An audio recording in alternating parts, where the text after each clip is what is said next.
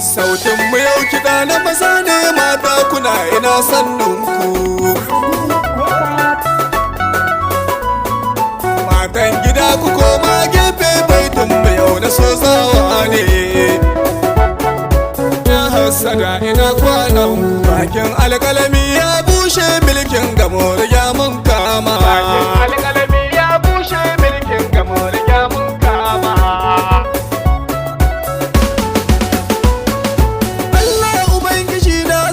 Shi ne yake raba mana iko,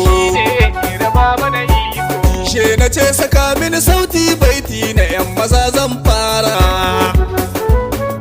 Sautin kiɗanmu yau na maza ne cani ubangida mai Allah.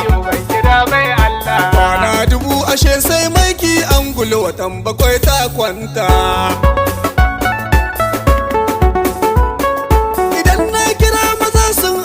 Mata ku daina jin haushi na,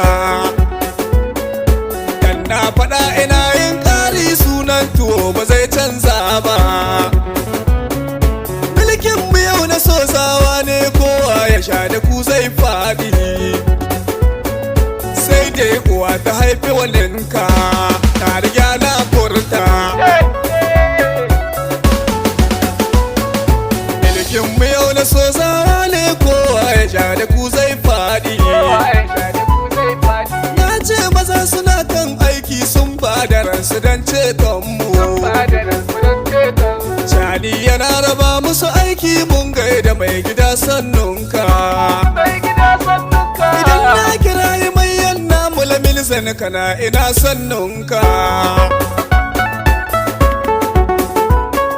Ashe jarumai suna bisa aiki mu ko muna raba musu sauti. Tana da manyan aiki sun sai da 'yan ƙasan mu a hanya.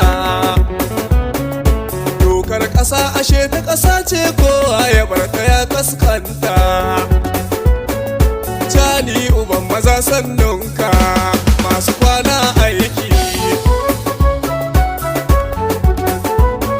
Makaho yana fiɗan mai bashi zaki yana ta gyara ƙasar shi.